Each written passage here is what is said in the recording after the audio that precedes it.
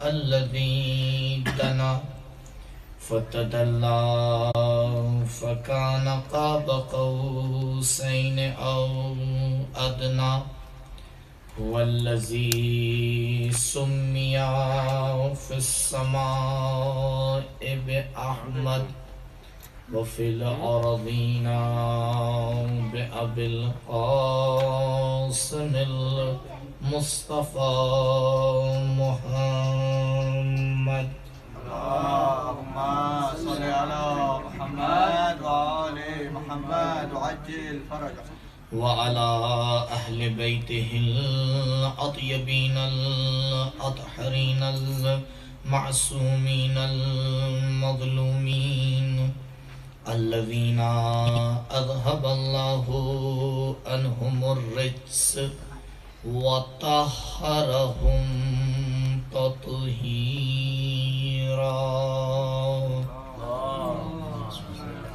محمد وآل محمد وعجل فرجه ولا سيما على الحجة الثاني عشر بقية الله المنتظر ولعنة الله على أعدائهم وقتلتهم ومنكري فضائلهم أجمعين.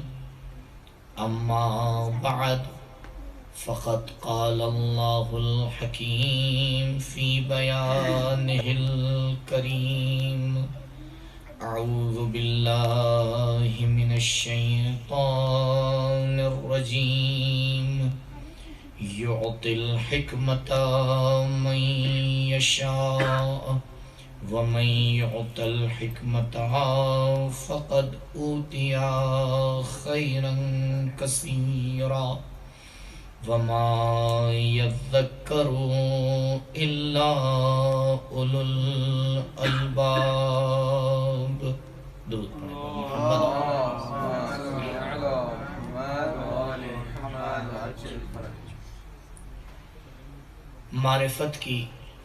معرفت کے حوالے سے سلسلہ گفتگو کل اس مقام پر رکا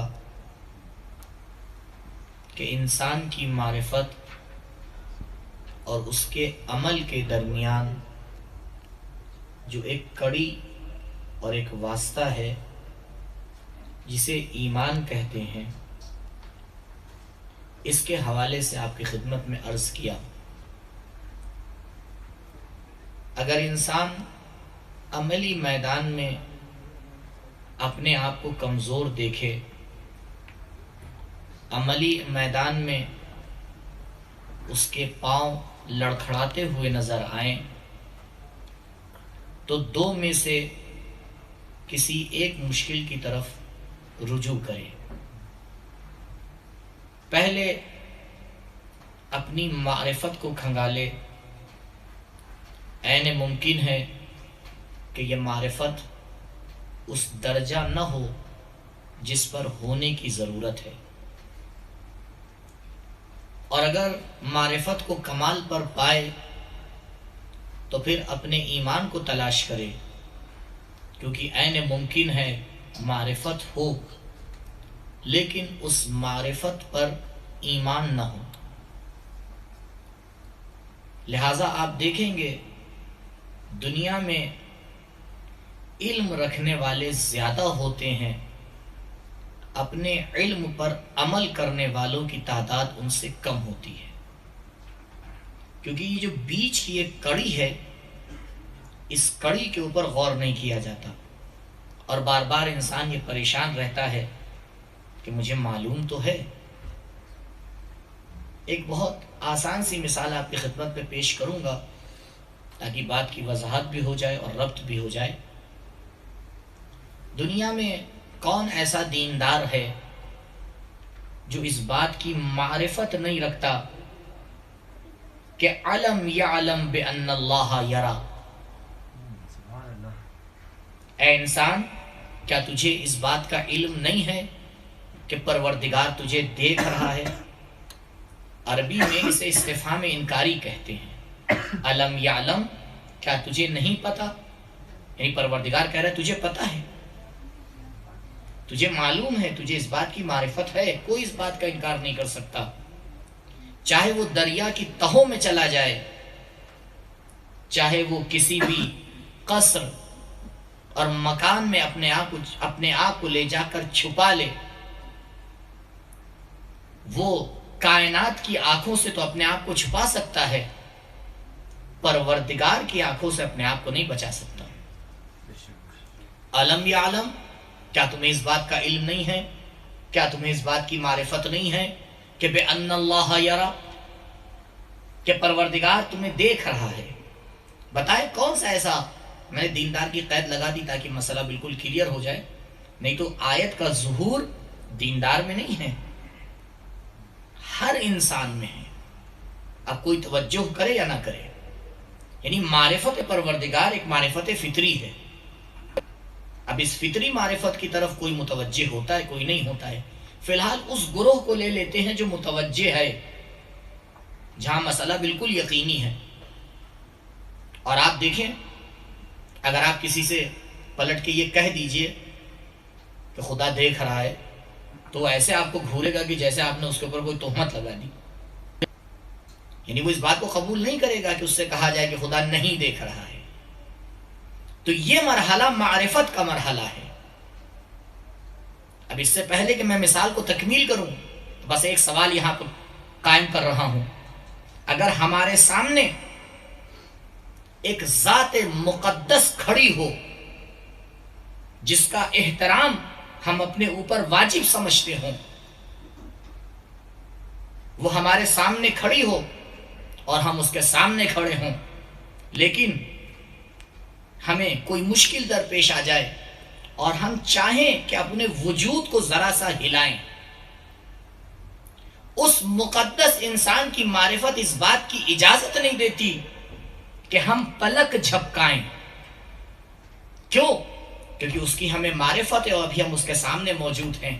عزیزوں، یہ کیسی خدا کی معرفت ہے کہ انسان معرفت وجودی پروردگار رکھنے کے باوجود بھی اپنی زندگی میں خطاؤں پہ خطائیں کرتا چلا جاتا ہے، مخالفت پروردگار کرتا چلا جاتا ہے۔ جب عمل کے میدان میں اترتا ہے تو اس کا عمل مرضی پروردگار کے مطابق نہیں ہوتا۔ آئیں اس سے سوال کریں، اے انسان، کیا تجھے نہیں معلوم کہ پروردگار دیکھ رہا ہے؟ تو پلٹ کے یہی جواب دے گا، بے شک پروردگار دیکھ رہا ہے۔ تو معرفت موجود ہے لیکن عمل میں اس کا اثر نظر نہیں آ رہا ہے، تو اس کی سوائے ایک اور کوئی دوسری وجہ نہیں ہے، کیونکہ ایمان معرفت پروردگار کے اوپر کمزور ہے۔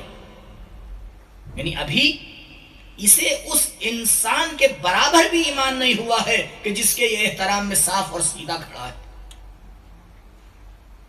اب دیکھیں، انسان خدا کی معرفت کو کبھی کہاں لے جا کے کھڑا کر دیتا ہے۔ ابھی قرآن کی آیات میں آپ کے سامنے پیش کروں گا کہ جس میں پروردگار کتنے طریقے کے ایمان کی بات کر رہا ہے، اور اس کے بعد انشاءاللہ جو معرفت کی 2 صورتیں ہیں وہ بیان کروں گا۔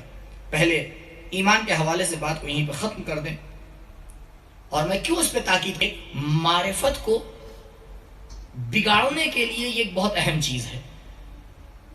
قرآن کی آیات کا جب آپ مطالعہ کریں تو قرآن کئی طرح کے ایمان کی نشاندہی کرتا ہے، اور اس میں بہت سے ایمان کی مثالیں پلٹتی ہیں انسان کی معرفت کی طرف، کیونکہ معرفت کامل نہیں ہے، اس کا اثر ایمان پہ بھی پڑتا ہے، تو اس طرح کا ایمان بھی نہیں ہو پاتا۔ پہلی قسم ہے موسمی ایمان۔ کچھ لوگوں کا ایمان اپنی معرفت کے اوپر موسمی ہوتا ہے، خدا کو سب پہچانتے ہیں، اہل بیت کو سب پہچانتے ہیں، سید الشہداء امام حسین علیہ السلام،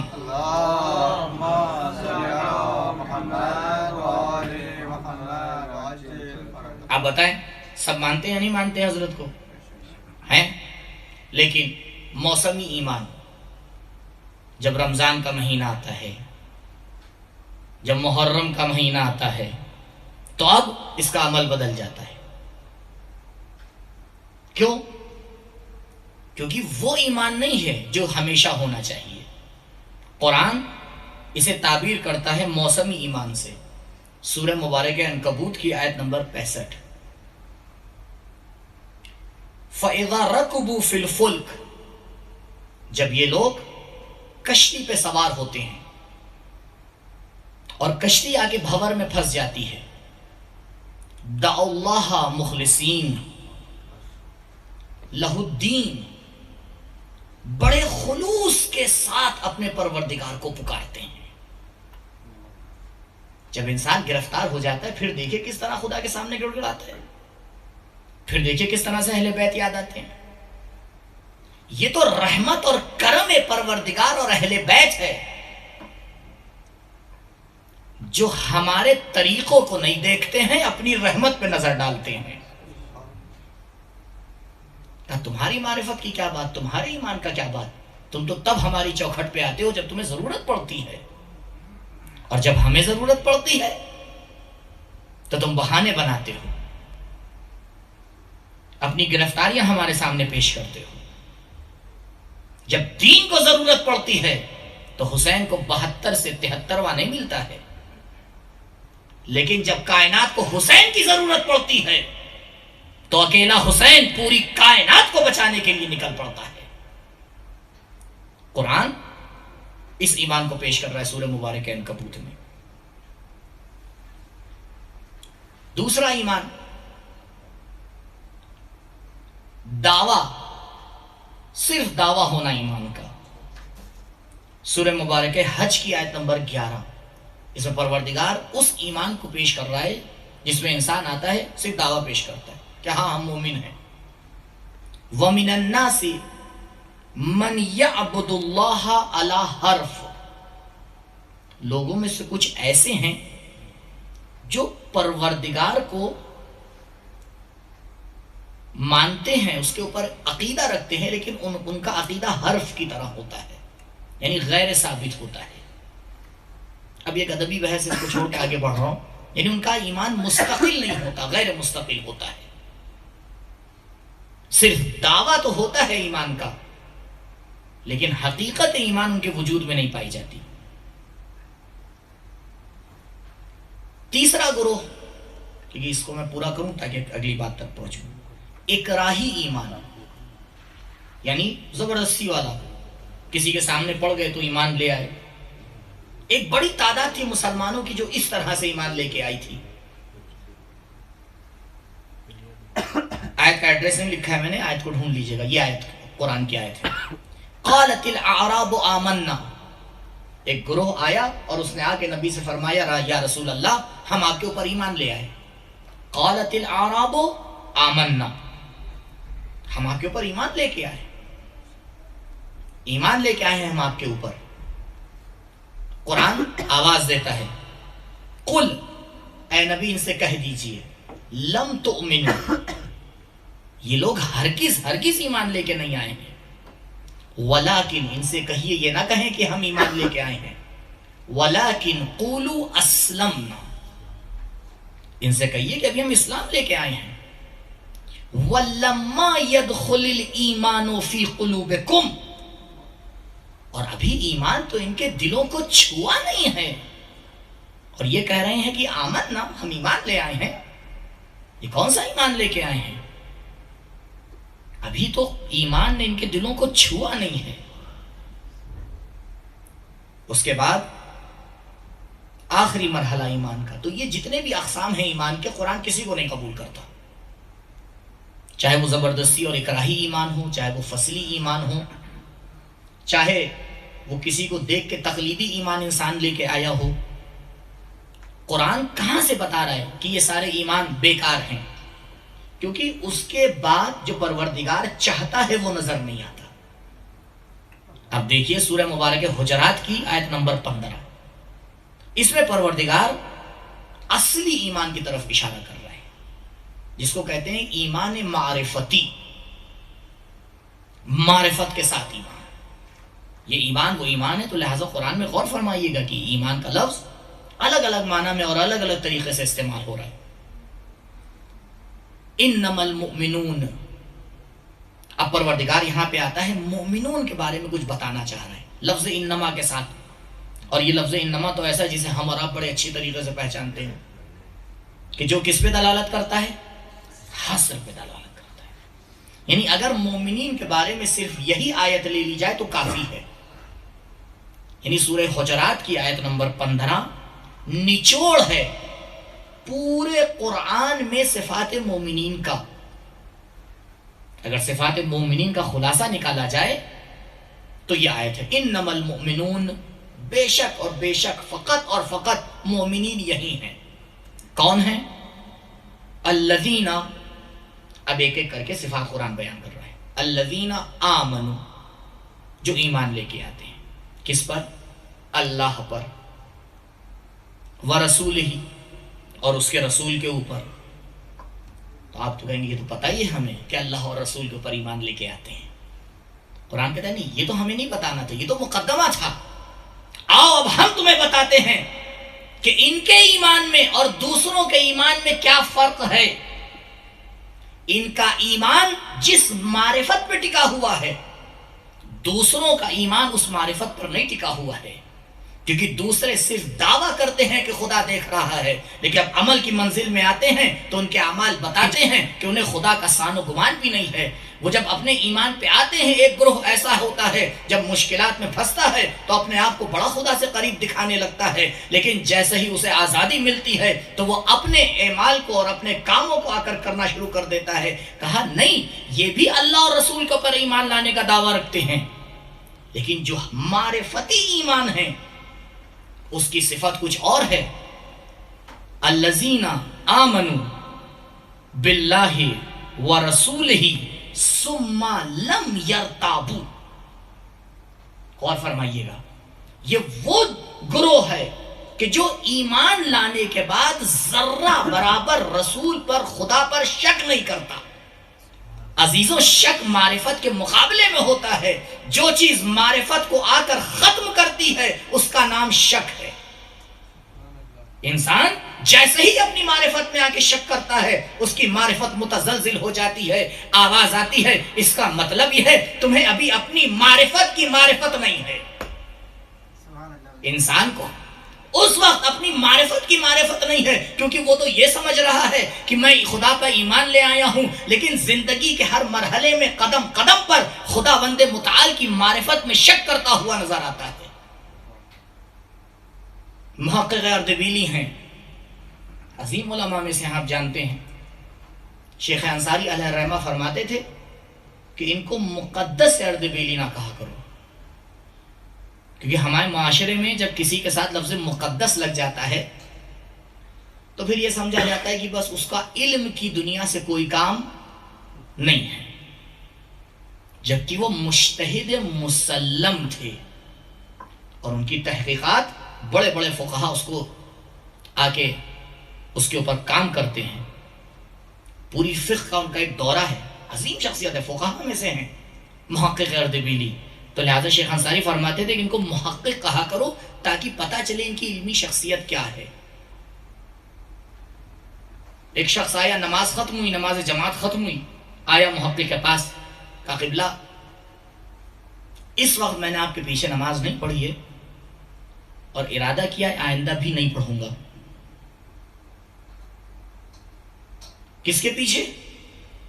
بہت سے ان کے واقعات ہیں، ہزاروں آپ نے سن رکھے ہوں گے اور شاید یہ بھی سن رکھا ہو. کہا میں آج سے آپ کے پیچھے نماز نہیں پڑھوں گا. ان کا ٹھیک ہے، مت پڑھیے، لیکن جاتے جاتے وجہ بتا دیجئے، میرے اندر کیا کمی، شاید میں اصلاح کر لوں. کوئی اور انسان ہوتا تو شاید پلٹ کے کسی اور طریقے سے جواب دیتا. کہا نہیں، میں اپنی اصلاح کر لوں، بتا دیجئے میرے اندر کیا کمی ہے. کہا یہ بتائیے، اگر کوئی انسان اپنی خود تعریف کرے تو آپ کی نظر میں وہ عادل ہے یا عادل نہیں ہے؟ کہا میری نظر میں وہ عادل نہیں ہے. کہا بس اسی وجہ سے ماں کے پیچھے نماز نہیں پڑھوں گا آج سے. کہا کیوں؟ کہا کیونکہ آپ نے خود اپنی زبان سے اپنی تعریف کی ہے. کہا بتاؤ میں نے کہاں اپنی تعریف کی؟ کہا میں ایک واقعہ آپ کو بتا رہا ہوں، آپ بتائیے واقعہ صحیح ہے یا غلط. کہا بتاؤ. کہا آپ سفر کر رہے تھے، راستے میں وقت نماز آیا. وقت نماز آپ نے تلاش کیا، آپ کو ایک کنواں ملا، لیکن کنویں کو تلاش کرنے میں وقت نماز دھیرے دھیرے گزرنے لگا. اور جب آپ، کیونکہ بہرحال حکم شریعت یہی ہے کہ اگر پانی نہیں مل رہا ہے تو صبر کرنا پڑے گا، ڈھونڈنا پڑے گا، فوراً نماز کے لیے تو نہیں کھڑا ہو جاتا انسان. تو آپ کو ایک کنواں نظر آیا، آپ نے اس کنویں میں ڈول ڈالا پانی نکالنے کے لیے. جب ڈول واپس آیا تو اس میں پانی کے بجائے سونے کے سکے تھے. آپ نے اسے کنویں میں پلٹ دیا اور آواز دی مجھے پانی چاہیے. دوبارہ پھر آپ نے ڈول ڈالا. جب ڈول واپس آیا تو اس میں ہیرے اور جواہرات تھے. آپ نے پھر اس کو پلٹ دیا. پھر آپ نے کہا مجھے پانی چاہیے، مجھے نماز پڑھنا ہے. تیسری بار جب آپ نے ڈول باہر نکالا تو اس میں پانی آیا. کہا یہ بتائیے یہ واقعہ صحیح ہے یا غلط؟ کہا صحیح ہے. کہا یہ بتائیے آپ کے ساتھ کون تھا؟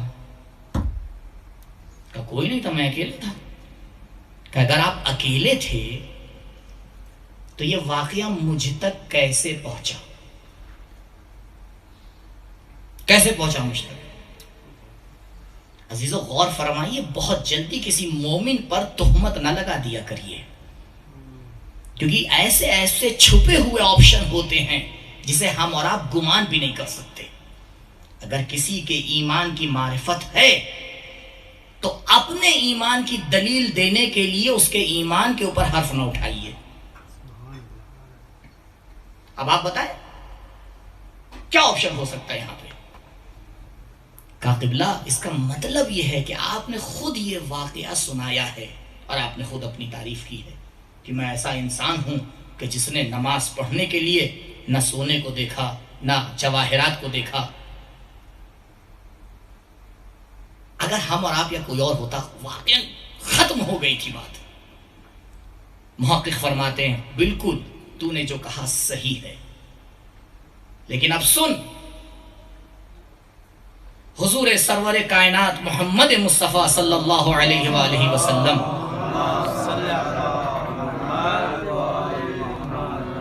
ارشاد فرماتے ہیں کہ اگر کوئی میرا بندہ، حدیث قدسی میں ارشاد فرماتے ہیں اگر کوئی میرا بندہ صرف اور صرف خدا کے لیے کوئی کام کرتا ہے تو پروردگار ملائکہ کو انسان کی صورت میں زمین پر بھیجتا ہے تاکہ اس کی اس خوبی کو لوگوں کے درمیان پھیلائیں، تاکہ لوگوں کا اعتماد اور بھروسہ اس کے اوپر بڑھ جائے. کہ میں پوری ضمانت کے ساتھ کہہ رہا ہوں کہ میں نے آج تک اس واقعے کو کسی کو نہیں بتایا، لیکن یہ حدیث اس بات کی دلالت کر رہی ہے کیونکہ میرا کام اخلاص کے ساتھ تھا، لم یرتابو تھا. میں نے ایک لمحہ بھی اپنے پروردگار پہ شک نہیں کیا، چاہے زمین نے مجھے سونے کی لالچ دی، چاہے زمین نے مجھے اشرفیوں کی لالچ دی، چاہے زمین نے مجھے جواہرات کی لالچ دی، لیکن میرا ایمان اس بات کی گواہی دے رہا تھا کہ پروردگار نے اگر نماز کو واجب کیا ہے تو انتظام بھی وہی کرے گا. لم یرتابو، پھر وہ اس کے اندر شک نہیں کرتے ہیں. عزیزوں یہ صفت ہوتی ہے معرفتی ایمان کی، لم یرتابو. اس کے بعد خداوند متعال فرماتا ہے وجاہدو. یہ بتائیے جہاد معرفت کا نام ہے یا عمل کا نام ہے؟ جہاد کسی معرفت کا نام نہیں ہے، جہاد عملی میدان میں اترنے کا نام ہے. یعنی پروردگار اس معرفت کو قبول رکھتا ہے جس میں کم سے کم 2 صفتیں پائی جائیں. پہلے اس میں سے شک کو ختم کر دیا جائے، دوسرے عمل کے میدان میں اتر کے خدا کی راہ میں جہاد کیا جائے. اگر یہ دونوں صفتیں موجود نہیں ہیں، یہ دو میں سے ایک، البتہ دونوں قطعاً ساتھ میں ہوں گی، شک نہیں ہے. یہ دونوں صفات لازم ملزوم ہے، یہ نہیں ہو سکتا ایک ہو دوسری نہ ہو. پروردگار فرما رہے وجاہدو، پھر وہ جہاد کرتے ہیں. کیسے جہاد کرتے ہیں؟ بے اموالہم، اپنی مال و دولت کے ذریعے سے. مال و دولت کے ذریعے سے خدا کے راہ میں جہاد کرتے ہیں کیونکہ یہ سب سے آسان راستہ ہے. اس کے بعد وَأَنفُسِهِمْ، یہ اس سے زیادہ سخت ہو جاتا ہے. اپنی نفوس کے ذریعے سے آ کے جہاد کرتے ہیں. پھر وہ اس بات سے نہیں ڈرتے ہیں کہ موت ان پر آ پڑے یا وہ موت پہ جا گرے، کیونکہ ان کی معرفت ایسی معرفت ہے، ان کا ایمان ایسی معرفت کے اوپر ٹکا ہوا ہے. پھر پروردگار انہیں آ کے ایک تمغہ دیتا ہے. اللہ اکبر. کہتا ہے جانتے ہو ایسے مومنین جو اس طرح کی معرفت رکھتے ہیں غور فرمائیے، بہت ہی اہم آیت ہے. یعنی اس آیت میں تینوں رکن کے بیان کر دیے گئے ہیں. ایمان بھی بیان کر دیا گیا ہے، معرفت بھی بیان کر دی گئی ہے، اور عمل بھی بیان کر دیا گیا ہے. تینوں کو خدا نے بیان کیا ہے. پھر پروردگار ایسے انسان کو آ کے تحفہ دیتا ہے، کہتا ہے دیکھو جس کی معرفت ایسی معرفت ہو جس میں شک نہ ہو، جس کا عمل ایسا عمل ہو کہ خدا کی راہ میں اپنے مال سے اپنے جان سے آ کے جہاد کرے، جس کا ایمان ایسا ایمان ہو کہ جو خدا اور رسول پر ایمان لانے کے بعد ذرا بھی اپنے مقام سے نہ ہلے. جانتے ہو ایسے انسان کو ہم کیا کہتے ہیں؟ اولئک ہم الصادقون. ہمارے نزدیک تنہا یہی سچے لوگ ہوا کرتے ہیں. درود پڑھے پر محمد و آل محمد.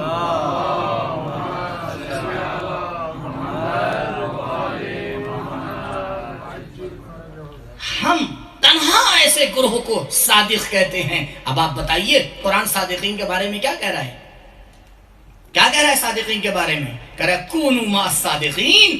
اے انسانوں صادقین کے ساتھ ہو جاؤ. تو اپنے معاشرے میں تلاش کرو ایسے انسانوں کو کہ جن کا ایمان ایسا ایمان ہو، جن کی معرفت ایسی معرفت ہو، جن کا عمل ایسا عمل ہو. اگر وہ اس درجے پر اتر جائیں تو پھر سمجھ لینا پروردگار کی نظر میں یہ صادقین ہیں. اب ان کے پیچھے چلنا شروع کر دینا. اب اعتراض مت کرنا. ہماری زبان میں اسی انسان کو مجتہد کہا جاتا ہے. ہماری زبان میں ایسے ہی انسان کو مجتہد کہا جاتا ہے کہ جو ایمان کے اعتبار سے، معرفت کے اعتبار سے، عمل کے اعتبار سے پوری دنیا میں سب سے اعلیٰ مرتبے پر ہوتا ہے. پروردگار اسے صادق کی سند دیتا ہے اور پھر آواز دیتا ہے کونوا مع الصادقین. صادقین کے ساتھ ہو جاؤ. آیت جو کہہ رہی ہے کہ صادقین کے ساتھ ہو جاؤ، اس میں کوئی انحصار نہیں ہے کہ بس اتنے ہی ہیں، کوئی اور نہیں ہو سکتا ہے. بے شک ہو سکتا ہے، اور لیکن یہ بھی بات اپنی جگہ پہ صحیح ہے کہ جو اصل صداقت ہوں وہ اور ہیں، اور اگر کوئی ان سے صداقت کو لے تو وہ اور ہے. سبحان اللہ سبحان. وہ اپنی جگہ کے اوپر وہ چیز محفوظ ہے، وہ اپنی جگہ پر. آپ اسی لیے آپ صفت صداقت میں اگر آپ کو شک ہے تو آپ دوسری صفات میں لے لیے. دوسری صفات کیا نہیں آتی ہیں اہل بیت علیہ السلام کے اوپر؟ ان کے اوپر عنوان انسان آتا یا نہیں آتا؟ بعض لوگوں کو شک ہوتا ہے نا کہ ان کے اوپر عنوان انسان آتا یا نہیں آتا، اسی لیے قرآن نے آ کے تاکید کر دی. کہ نبی ان سے کہہ دیجئے انا بشر مثلکم، انا بشر مثلکم، میں بھی تمہاری طرح بشر ہوں. یہ نہ سمجھ لینا میں کہیں اور سے آیا ہوں، کیونکہ اگر کہیں اور سے آؤں گا تو پھر تمہارے لیے نمونہ عمل کیسے بنوں گا؟ نمونہ عمل تو تبھی بنوں گا نا کہ جب میں بھی تمہاری طرح کا انسان ہوں. اب یہی مسئلہ ہوتا ہے عزیزوں. صبح بھی میں نے اس کو پیش کیا. ہمارے معاشرے میں ایک بہت بڑی بیماری ہے. وہ بیماری یہ ہے کہ مقرر کی 1 گھنٹے کی تقریر میں سے اسے 10 20 30 40 50 سیکنڈ کی ہی بات اچھی لگتی ہے، اور وہ ہوتی ہے کہ جس میں سے کوئی اعتراض ہو، اور وہ اس کو نکال کے پورے سوشل میڈیا کے اوپر عام کر دیتا ہے. اگر وہ لوگ جن کے پاس معرفت نہیں ہے یہ کام کریں تو کوئی اعتراض نہیں ہے، کیونکہ ان سے اس سے زیادہ توقع ہے ہی نہیں. لیکن اگر یہ کام کوئی ایسا گروہ کرے کہ جس کی معرفت کے بارے میں لوگ عجیب عجیب باتیں کرتے ہیں، یہی مشکل ہو جاتی ہے کہ جب بات آدھی ادھوری نقل ہوتی ہے تو پھر اس کے اندر پر بھی نکلتے ہیں اور بغیر پر کے اڑتی بھی ہے. لیکن کوئی اپنے آپ کو زحمت نہیں دیتا کہ ایک بار غور کرے کہ اس کلام میں قرینہ کیا تھا، اس کے شروع میں کیا کہا، اس کے بعد کیا کہا، اس کے اندر قید کیا لگائی، اس کی اصلاح کیا کری، کہاں پہ بول رہے تھے، کن لوگوں کے درمیان بول رہے تھے، کس ٹائم پہ بول رہے تھے. سارے قرائن اور شواہد حذف کر دیے جاتے ہیں، اس میں سے ایک جملہ نکال لیا جاتا ہے. تو نتیجہ کیا ہوتا ہے؟ نتیجہ یہی ہوتا ہے جو آج کل ہو رہا ہے ہمارے معاشرے کے اندر. آج کل ہمارا دیکھ لیا ہمارے معاشرے کے اندر کیا ہوتا ہے، یہی ہوتا ہے. کیوں؟ کیونکہ عقیدہ اصلاح بعد میں ذہن میں آتا ہے، ہوا دینے کی ذہنیت پہلے آگے بڑھ جاتی ہے. اور اگر آج ہم نے اس کو کنٹرول نہیں کیا، میں بارہا اس بات کو کہہ چکا ہوں، دوبارہ اس بات کو تکرار کروں گا، بہت تکرار کرنا ہے. ہماری ذمہ داری ہے اہل بیت کے معارف کو بچانا، اور مثال دوں گا انشاءاللہ. ہماری ذمہ داری، کسی اور کی ذمہ داری نہیں ہے کہ کوئی آ کے یہ کہے کہ نہیں آپ یہ کام نہ کریے ہم یہ کام کر لیں گے. نہیں، یہ سب سے پہلے ہماری ذمہ داری ہے، اور اس ذمہ داری کو پورا کرنے کے لیے ہمیں بہت غور کرنا پڑے گا. آپ بہت اچھی سے اچھی بات ہو، آپ اس کا آگے پیچھے کاٹ دیجئے، وہ بات کہیں سے کہیں نکل جاتی ہے. خطبہ غدیر کے ساتھ یہی ہوا ہے، روایات کے ساتھ یہی ہوا ہے. اتنے معارف ہمارے سامنے جن کے ساتھ یہی ہوا ہے، اور وہ جگہ پہ اپنے میں بیان کر چکا ہوں، اور جا کے دیکھیے گا کہ کتنی بڑی بڑی معرفتی مشکلات کھڑی ہوئی ہیں صرف اس وجہ سے کہ بات ادھوری نقل ہوئی ہے. بات کے ساتھ اس کا ماحول منتقل نہیں ہوا ہے. یہی تو یاد ہوگا، میں نے شروعات کی مجلسوں میں ایک دن آپ سے عرض کیا تھا کہ کمال مجتہد یہ ہے کہ وہ 1400 سال بعد بیٹھ کر 1400 سال پرانے ماحول کو سمجھ لیتا ہے کہ اہل بیت نے کس ماحول میں اس جملے کو کہا ہے. اور ہمارا وہ جوان جو ابھی کے ماحول کو نہ سمجھ پائے، وہ آ کے دعویٰ یہ کرتا ہے کہ ترجمے سے میں نے قبلہ حدیث کو سمجھ لیا ہے. ترجمے سے میں نے حدیث کو سمجھ لیا ہے. جس کو نہ اصل پتا ہو، نہ ماحول پتا ہو، نہ قیود پتا ہو، نہ ناسخ پتا ہو، نہ منسوخ پتا ہو، یہ کہاں سے سمجھ لیا اس نے؟ عزیزوں، میں ایک مثال آپ کے سامنے اس لیے پیش کرنا چاہ رہا ہوں کیونکہ یہ سیدھے سیدھے مسائل الجھا دیے گئے ہیں. کوفے کا رہنے والا شخص امام جعفر صادق علیہ السلام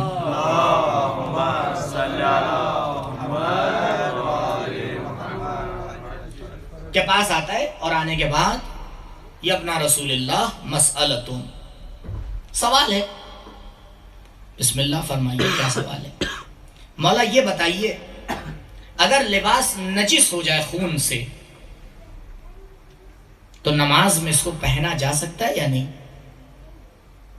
سیدھا سا سوال کر لیا مولا سے. مولا نے کہا سن، اگر خون درہم یا اس سے کم ہے تو کوئی مسئلہ نہیں ہے. درہم اور اس سے کم اگر خون ہے تو کوئی مسئلہ نہیں ہے، تو پہن لے اور نماز پڑھ لے. لیکن اگر اس سے زیادہ ہے تو پھر لباس بدلنا پڑے گا. آپ کو اس حدیث میں کوئی مشکل نظر آئی؟ نہیں نظر آئی؟ آئیے، اب فقہا رضوان اللہ تعالی علیہم اجمعین جب اس حدیث کا معنی کرنے چلے تو انہوں نے دیکھا ایک بڑا مسئلہ ہے ہمارے سامنے، کیونکہ کوفے کے درہم کا سائز الگ ہے، مدینے کے درہم کا سائز الگ ہے. قبلہ بتائیے، معصوم جو فرما رہے ہیں کہ درہم کے سائز کا ہو. اب یہاں پر ایک گروہ نے آ کے کہا دیکھیے متکلم مخاطب کو دیکھ کے گفتگو کرتا ہے، تو کیونکہ سوال کرنے والا کوفے کا رہنے والا تھا تو امام کی مراد درہم سے کوفے کا درہم ہے. لیکن دوسرے نے بڑھ کے آواز دی، کہا یہ بتا، کیا امام کا علم فقط کوفیوں کے لیے ہے؟ امام کا جواب قیامت کے لیے ہے. جب قیامت تک کے لیے ہے تو امام جہاں تشریف فرما ہے وہ وہیں کے درہم کی بات کریں گے. قبلہ، یہ ایک آسان سی حدیث جس میں درہم کا سائز نہیں معلوم ہو پا رہا ہے، اگر آپ کو حدیث کا ماحول نہیں پتا ہے تو آپ اس کا تو معنی کر نہیں سکتے ہیں، اور آپ آگے آواز دیتے ہیں کہ ہمیں نہ مجتہد کی ضرورت ہے نہ تقلید کی ضرورت ہے. یہ کون سی معرفت ہے؟ یہ کس طرح کی معرفت ہے کہ ہم اس بات کو نہیں سمجھ پا رہے ہیں؟ عزیزوں، یہ جو قرآن آگے آواز دے رہا ہے اولئک هم الصادقون، یقین مانیے ہمارے مراجع کرام اس کا بہترین مصداق ہیں. قرآن آواز دے رہا ہے کہ یہ صادقین میں سے ہیں. پھر دوسری آیت میں آ کے آواز دے رہا ہے کونوا مع الصادقین, صادقین کے ساتھ ہو جاؤ. اگر پوری قوم اس اصل مسلم میں اوپر آ کے متحد ہو جائے کہ ہمیں ان صادقین کا ساتھ دینا ہے, ہمیں ان صادقین کے پیچھے چلنا ہے, مسئلہ یہ ہو جاتا ہے کہ عقل بار بار آواز دیتی ہے کہ صادقین کے پیچھے چلو, جذبات کچھ اور کہنے لگتے ہیں. جیسے جیسے ایام عزا آتے ہیں, جیسے جیسے خاص ایام آتے ہیں, دشمن اپنا کام کرتا رہتا ہے. سوشل میڈیا بہترین پلیٹ فارم اس کو مل چکا ہے, وہ اپنا کام کرتا رہتا ہے. ہمارا جوان یہی نہیں سمجھ پاتا ہے کہ جذبات پہ چلنا ہے یا عقل پر چلنا ہے, کس معرفت کے آگے چلنا ہے. کیونکہ معرفت کو میں نے آپ کے سامنے عرض کیا بگاڑنے کا بہترین ذریعہ شک ہے. آپ کسی کو بھی کوئی معرفت دے دیجئے, دشمن آتا ہے ایک جملہ کہہ کر, ایک شبہ کہہ کر, ایک سوال کہہ کر اس کی معرفت کو ڈامل ڈول کر دیتا ہے. بہت ضرورت ہے کہ صحیح معرفت پہنچائی جائے, صحیح معرفت پہنچائی جائے. اسی لیے عزیزوں یہ جو موضوع چنا گیا اس کی وجہ یہی ہے, ہر معرفت قابل بھروسہ نہیں ہے, ہر معرفت قابل بھروسہ نہیں ہے. اسی لیے اہل بیت نے کیا فرمایا, انظر الی ما قال ولا تنظر الی من قال. یہ دیکھو کیا کہا جا رہا ہے, تم تو اسی کے پیچھے پڑے رہتے ہو کہ کون کہہ رہا ہے. تم جسے پسند کرتے ہو اگر وہ کہتا ہے تو بغیر سنے ہی قبول کر لیتے ہو, اور اگر وہ کہتا ہے جس سے تمہیں تھوڑی سی رنجش ہے تو پھر ہر طرح کی کوشش ہوتی ہے کہ اس کی بات کے اندر کوئی کمی نکال دی جائے. یہ قانون اپنی جگہ پر اٹل ہے سوائے 14 کے کا. بے شک ہر جگہ اس بات کو دیکھنا کہ کیا کہا جا رہا ہے, یہ نہ دیکھنا کون کہہ رہا ہے. لیکن جب 14 کی بات آئے تو یہ قانون اپنے آپ کو بدل دیتا ہے. جب 14 ہستیاں گفتگو کریں تو فقط یہ دیکھنا کون کہہ رہا ہے, یہ نہ دیکھنا کیا کہا جا رہا ہے, کیونکہ یہ جو بھی کہتے ہیں عین حق ہوا کرتا ہے. درود پڑھے پر محمد و آل محمد.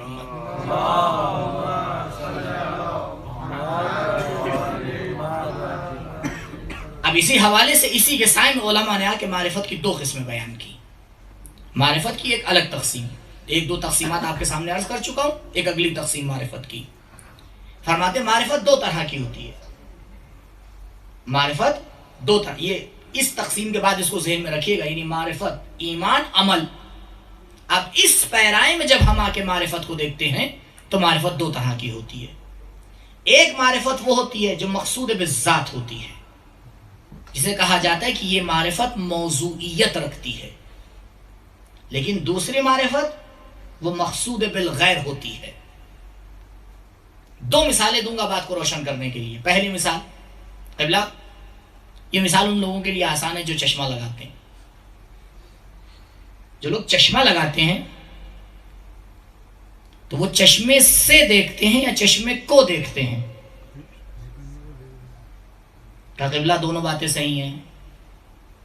جب خریدنے جاتے ہیں تو چشمے کو دیکھتے ہیں, اور جب اسے آنکھوں کی زینت بنا دیتے ہیں تو چشمے سے دیکھتے ہیں. پہلی والی نگاہ کو مقصود بالذات کہتے ہیں, دوسری والی نگاہ کو مقصود بالغیر کہتے ہیں. جب ایک شے کو خود دیکھا جائے تو اسے مقصود بالذات کہا جاتا ہے, اس کو موضوعیت دی جاتی ہے. لیکن جب اس کو ذریعہ بنا دیا جائے تو اس کو مقصود بالغیر کہا جاتا ہے. بڑا مسئلہ ہے انسانوں کے ساتھ. پروردگار انسان کو اس دنیا میں بھیجتا ہے, دوسری مثال, اور بھیجنے کے بعد کہتا ہے انسان میں نے تجھ سے اپنی ملاقات کے لیے ایک وقت مقرر کیا ہے. تصور کیجئے کہ کوئی بہت بڑا انسان ہمارے شہر میں آیا ہے اور ہم نے اس سے ملاقات کا وقت لیا ہے. ملاقات کا وقت بڑے انسانوں سے محدود ہوتا ہے, 5 منٹ 10 منٹ, اس سے زیادہ ٹائم تھوڑی ملے گا. وقت مقررہ پہ تیار ہو کے پہنچے پورے انتظام کے ساتھ کہ ملاقات کا وقت نزدیک ہے, جا کے دروازے پہ کھڑے ہو گئے. لیکن جہاں سے انٹری ہوتی ہے وہاں سے جہاں پہ ملاقات ہوتی ہے معمولاً ایک فاصلہ ہوتا ہے, ایک فاصلہ ہوتا ہے. اس راستے سے ہمیں گزر کے جانا ہے. انسان کو اجازت ملتی ہے قبلہ جائیے 5 منٹ آپ کے پاس ٹائم ہے ملاقات کر کے آ جائیے. یہ انسان جیسے ہی راستے پہ قدم رکھتا ہے اتفاق سے راستہ بڑا خوبصورت تھا,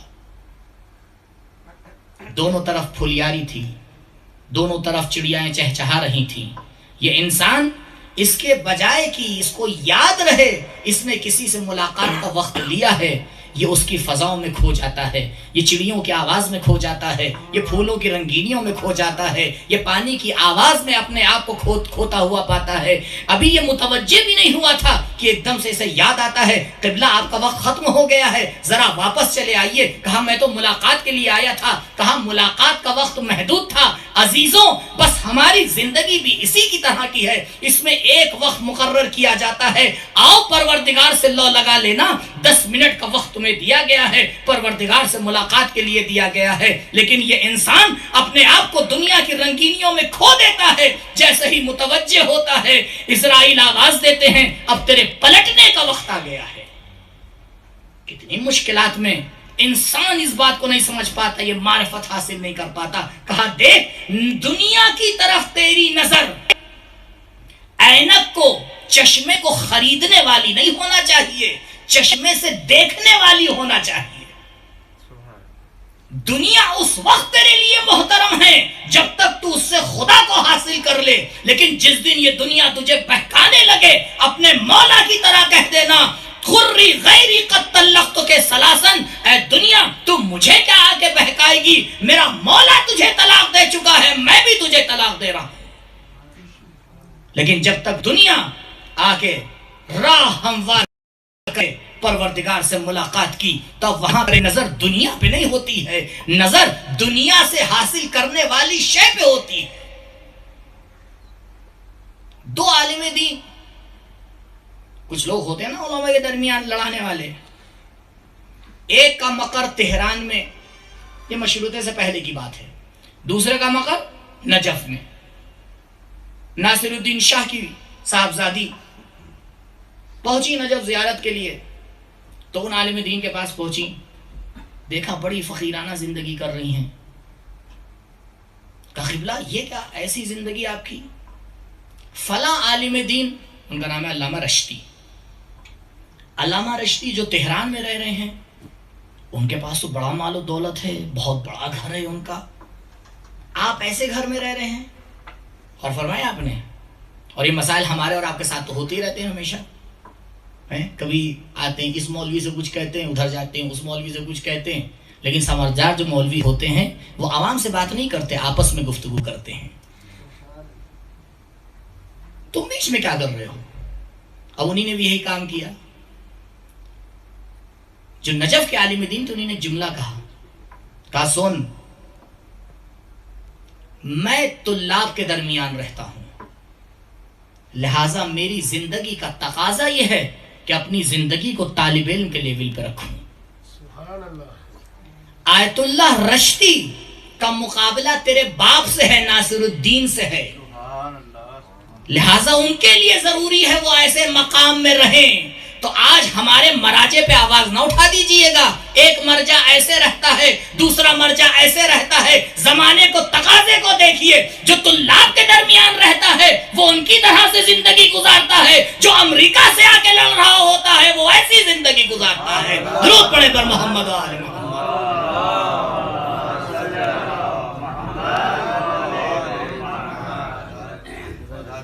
تقابل کرتے رہتے ہیں اس کا اس سے, کیوں؟ کیونکہ نظر 2 طرح کی ہوتی ہے, علم 2 طرح کا ہوتا ہے, معرفت 2 طرح کی ہوتی ہے. ایک معرفت مقصود بے ذات ہوتی ہے کہ مجھے یہی معرفت چاہیے اور وہی معرفت انسان کو کمال تک پہنچاتی ہے. لیکن ایک مرتبہ معرفت مقصود بے ذات نہیں ہوتی ہے, بلکہ اس معرفت کے ذریعے انسان عمل تک پہنچتا ہے.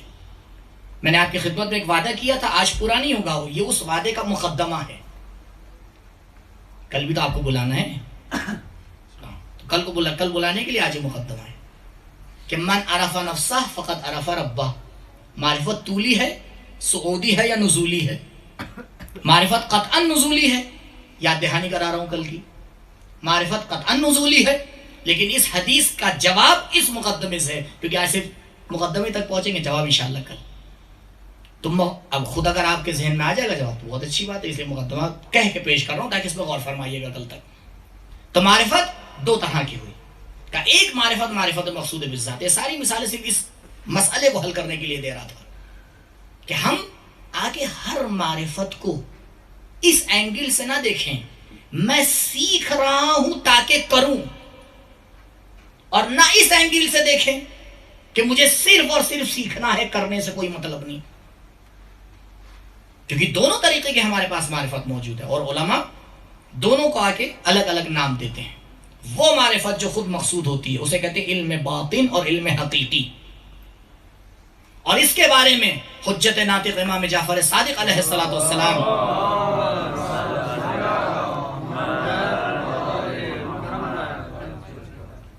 کون سی معرفت؟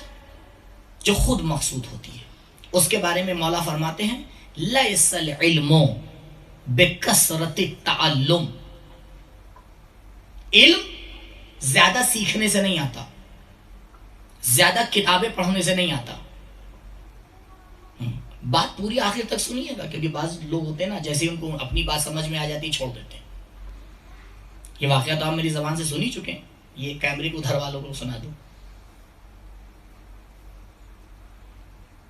علامہ مجلسی علیہ الرحمہ درس دے رہے تھے، دیتے دیتے انہی نے مسئلہ چھیڑ دیا کہ وہ لوگ جو خدا کا انکار کرتے ہیں ان کے دلائل کیا ہیں.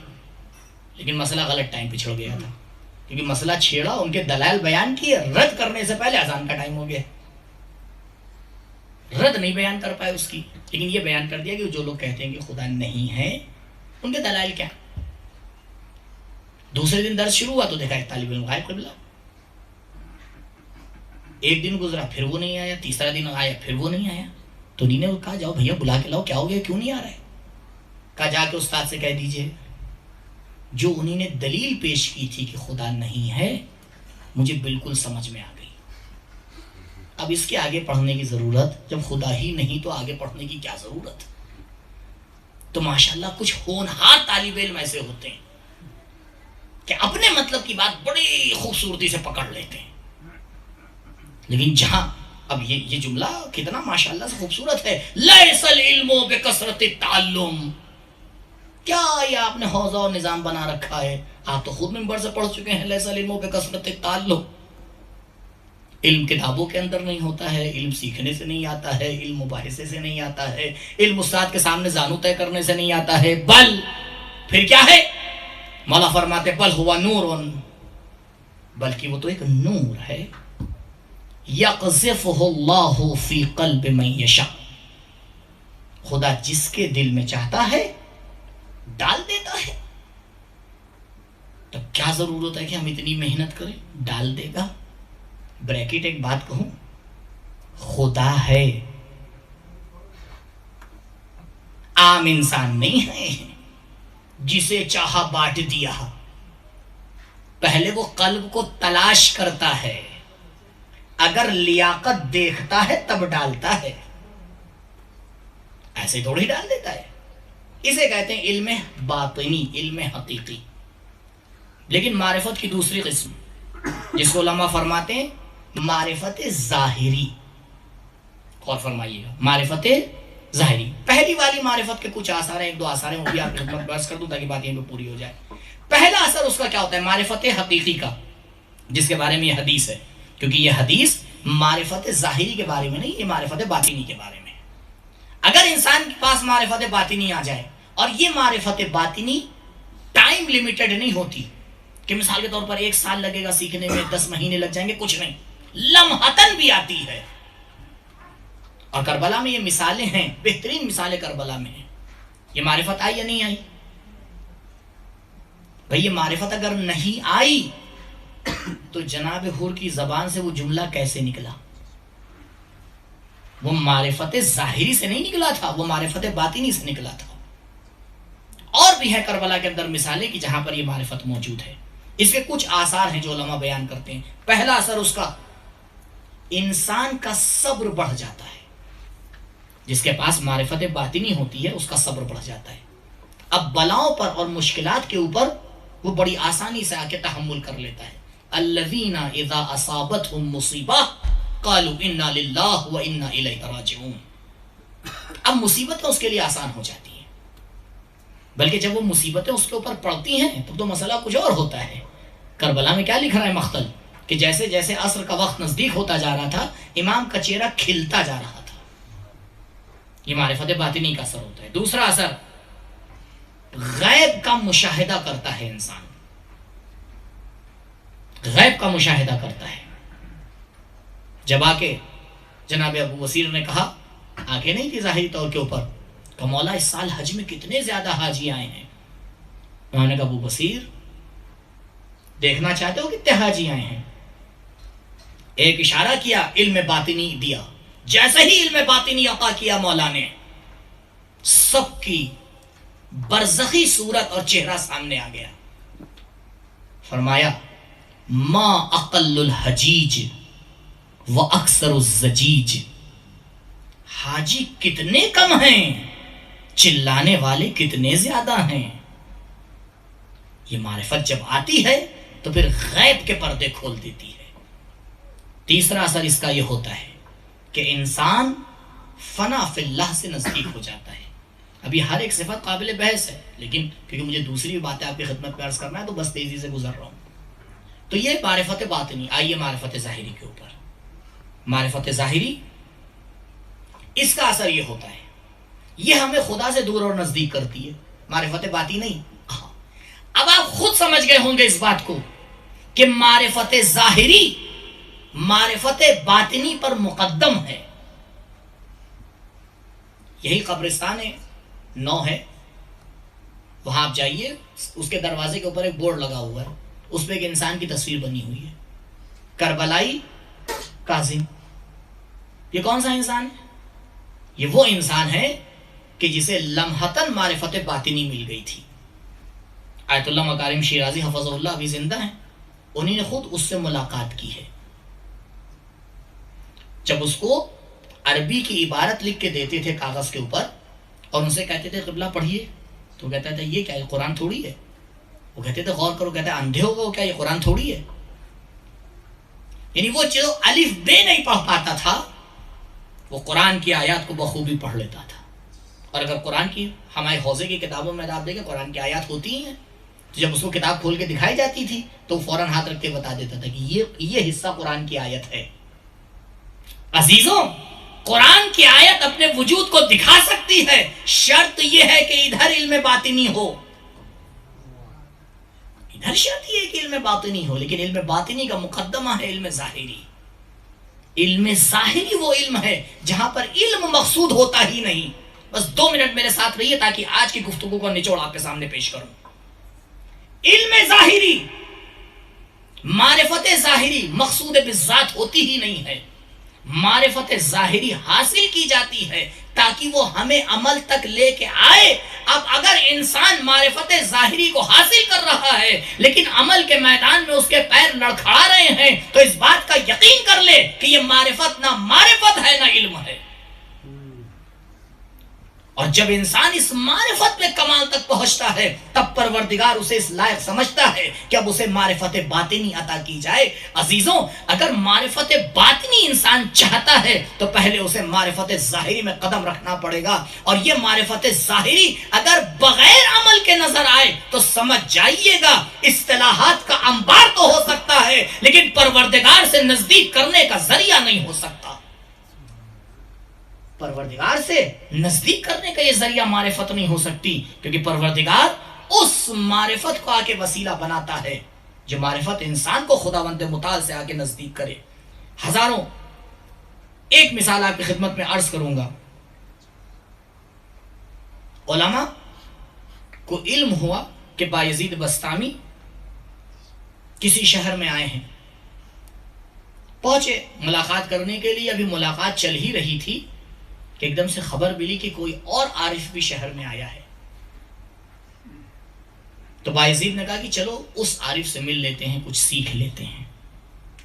خود عظیم انسان ہے، کہا نہیں جہاں بھی سیکھنے کو ملے چلتے ہیں۔ سب گئے تو پتا چلا کہ وہ دوسرے صاحب تشریف لائے ہیں، وہ مسجد میں موجود ہیں۔ گئے مسجد میں، ساتھ میں مسجد میں باہر نکلے، کچھ قدم آگے چلے تو بایزید نے راستہ کاٹ دیا۔ جیسے ہی راستہ کاٹا، ان کے شاگردوں نے بھی راستہ کاٹ دیا، لیکن سب کے ذہن میں سوال ہے کہ یہ کیا ہوا، استاد کیوں ایک دم سے ہٹ گئے؟ اب کسی نے جرات کر کے آگے بڑھ کے سوال پوچھ ہی لیا، اور بہت اچھا کیا، کیونکہ سوال نہ پوچھ کے بس ذہن ہو جانے سے بہتر یہ کہ سوال پوچھ لیا جائے۔ اس نے پوچھ لیا سوال کہ استاد یہ کیا کیا آپ نے؟ کہا یہ شخص ہمیں کچھ نہیں سکھا سکتا۔ کہا رے نہ اس بیچارے نے کچھ کیا، نہ اس کا کوئی عمل، نہ اس کا کوئی گفتگو، آپ نے کہاں سے کہہ دیا؟ کہا تم نے غور نہیں کیا، تم نے غور نہیں کیا؟ جب یہ شخص مسجد سے باہر نکلا تو اس نے قبلہ رخ تھوکا۔ جو قبلے کا احترام نہ کر پائے وہ مجھے اور تمہیں کیا سکھا پائے گا؟ کتنی باریکی ہے علم باطنی کے اندر کہ تم ایسے ہی پروردگار کی بارگاہ میں جو دل چاہتے کرتے چلے جاتے ہو۔ کون سی تمہاری معرفت ہے؟ بایزید آگے فیصلہ کر رہے ہیں کہ وہ انسان جو قبلے کا احترام نہ کر پائے وہ ہمیں اور تمہیں کیا سکھا پائے گا؟ ہاں عزیزوں، کربلا والوں کا ایک خاص امتیاز یہ ہے کہ معرفت کے اس مقام کے اوپر تھے کہ اپنا سب کچھ قربان کر رہے تھے صرف حسین کے لیے۔ آپ دیکھیں جناب زینب سلام اللہ علیہا کا امتیاز کیا ہے؟ امتیاز معرفت بی بی ہے۔ ایک خاتون میں محبت جب کمال پہ پہنچتی ہے تو اسے ماں کہا جاتا ہے۔ ماں کا مطلب کیا ہے بتائیے آپ؟ بچے کے لیے ماں کیا نہیں کرتی؟ بچے کے لیے ماں سب کچھ کر دیتی ہے، ہاں لیکن ایک شرط ہے کہ اس ماں کا حسین جیسا بھائی نہ ہو۔ لیکن جب حسین جیسا بھائی ہوتا ہے تو پھر معرفت آواز دیتی ہے، زینب حسین کے آگے ہر چیز چھوٹی ہے۔ ہاں عزاداروں، اصحاب کے بعد بنی ہاشم کی نوبت آتی ہے۔ کتنے جلدی یہ 4 دن گزر گئے، چند صحابیوں کا ذکر فقط ہو پایا۔ آج اس بیوی کو پرسہ دینا ہے جو خود اپنے لاڈلوں پر نہیں روئی۔ ہاں عزاداروں، تاریخ لکھتی ہے کہ جب یہ کارواں مدینے سے نکلا، حسین نے مدینے کو خیر آباد کہا، نانا کی قبر پر آئے، نانا خدا حافظ۔ حسین جانتے ہیں کہ قبر رسول پر اب حسین نہیں آئیں گے، حسین کا خون بھرا ہوا کرتا آئے گا۔ حسین مدینے سے نکلے، کچھ منزلیں طے کی، اور منزلوں کو طے کرنے کے بعد ایک جگہ خیام لگائے گئے۔ ابھی خیام لگے تھے کہ لوگوں نے دیکھا کہ جناب عبداللہ تشریف لائے ہیں، اور آنے کے بعد امام حسین علیہ السلام سے اجازت لے کے آپ کے خیمے میں پہنچے۔ عزیزوں، آپ جانتے ہیں کہ جب جناب عبداللہ تشریف لائے ہیں تو جناب زینب کو ضرور اطلاع ہوئی ہوگی۔ شاید زینب نے سوچا ہو، عبداللہ آپ تو ہم کو رخصت کر چکے تھے، شاید بی بی کے ذہن میں آیا ہو کہیں عبداللہ زینب کو لینے تو نہیں آئے ہیں۔ جناب عبداللہ امام حسین علیہ السلام کی خدمت پہ پہنچتے ہیں، ہاتھ جوڑتے ہیں، مولا میں زینب سے کچھ بات کرنا چاہتا ہوں۔ کس سے اجازت لے رہے ہیں؟ حسین سے اجازت لے رہے ہیں۔ کس کام کی اجازت لے رہے ہیں؟ اپنی زوجہ سے گفتگو کرنے کے لیے اجازت لے رہے ہیں۔ یہ ہمیں سکھا رہے ہیں، دیکھو ادب امام کتنا ہے۔ ہاں تم شوہر ہو، لیکن جب تک حسین اجازت نہ دیں تو عبداللہ اپنے کام کو ذرہ برابر آگے بھی نہیں بڑھاتے ہیں۔ حسین آواز دیتے ہیں، عبداللہ ہاں بالکل جائیے، آپ کو کیا اجازت کی ضرورت ہے؟ جناب عبداللہ اس خیمے میں پہنچتے ہیں جہاں بی بی تشریف فرما ہے. مقتل نہیں لکھتا ہے لیکن شاید زینب کے ذہن میں یہی آیا ہو، عبداللہ اگر تم یہ سوچ کے آئے ہو کہ زینب کو واپس مدینے لے جا پاؤ گے تو یاد رکھنا زینب زندہ یہاں سے واپس نہیں جا سکتی ہے، کیونکہ زینب کی روح کا نام حسین ہے. یہ کیسے ممکن ہے کہ حسین کہیں اور جائے، زینب کسی اور طرف چلی جائے؟ ابھی زینب کے افکار اسی باتوں میں پریشان تھے کہ ایک مرتبہ عبداللہ نے سلام کیا، اے رسول کی بیٹی آپ پر میرا سلام ہو. بی بی نے جواب دیا. جواب دینے کے بعد زینب منتظر ہیں کہ آخر عبداللہ کیوں آئے ہیں. ایک جملہ کہا، بی بی یہ ہمارا وعدہ تھا کہ جب حسین کہیں جائیں گے تو آپ ان کے ساتھ جائیں گی، میں آپ کو لینے کے لیے نہیں آیا ہوں، لیکن بی بی کچھ مجبوریاں ہیں، عبداللہ آپ کے ساتھ نہیں جا سکتے ہیں. لیکن عبداللہ حسین پہ کس طرح سے اپنی قربانی کو پیش کرے، یہ دو ننھے ننھے پھول لے کے آیا ہوں، اسے اپنے ساتھ لیتی جائیے، شاید حسین کو ضرورت پڑے. آزادارو، جناب عبداللہ نے آ کر اپنی قربانی کو زینب کے حوالے کیا. آپ جانتے ہیں زینب نے کس طرح سے انہوں محمد کو تیار کیا تھا. شب کی تاریکیوں میں، شب عاشور میں زینب نے وعدہ لیا تھا، اے جعفر کی اولاد، اے علی ابن ابی طالب کی اولاد، دیکھو کل میدان کارزار ہوگا، دیکھو زینب کو سرخرو کر دینا، کہیں ایسا نہ ہو کہ زینب کو شرمندہ ہونا پڑے. بی بی آپ نے جو تمنا کی تھی وہ پوری ہو گئی. آزاداروں، معرکہ کربلا ختم ہوتا ہے، تبرکات کربلا واپس دیے جاتے ہیں. عجیب منظر ہے، ایک مرتبہ دو چھوٹے چھوٹے سر آتے ہیں، لانے والا آواز دیتا ہے، ارے ان سروں کو لینے والا کوئی ہے؟ جزاکم ربکم خیر الجزا. کوئی آواز نہیں آتی ہے. دوبارہ آواز دیتا ہے، ارے کیا ان بچوں کی ماں مر گئی ہے؟ بس یہ جملہ کہا، زینب آگے بڑھی. اے سروں کو لانے والے، تجھے نہیں معلوم زینب کا بس ایک غم ہے، زینب حسین کو رو رہی ہے. آزاداروں، کارواں واپس مدینے آتا ہے. زینب خواتین میں مصائب کربلا بیان کرتی ہیں. چند دن گزر جاتے ہیں، جناب عبداللہ تشریف لاتے ہیں. بی بی کیا اپنے گھر کو نہ چلیے گا؟ بس جناب زینب نے یہ جملہ سنا، تیار ہوئی، جناب عبداللہ کے ساتھ اپنے گھر پہ پہنچی. آزاداروں، یہ کون زینب ہے جو پورے کربلا کے مصائب سہ چکی ہے، جو پوری مصیبتوں کو برداشت کر چکی ہے، لیکن یہ ایک ماں بھی ہے. زینب گھر میں قدم رکھتی ہے، آگے بڑھتی ہے. بس جیسے ہی حجرے میں پہنچی، دو چھوٹے چھوٹے مسلح نظر آئے.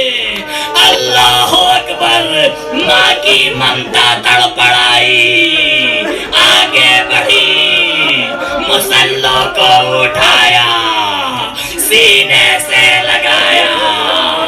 اے آنا محمد، ماں کو معاف کر دینا. بھائی کا غم تھا، زینب تمہیں نہ رو پائی. ہاتھ جوڑ کے عرض کروں گا، بی بی حسین کی قربانی مبارک ہو، ہمارے آنسو حاضر ہیں.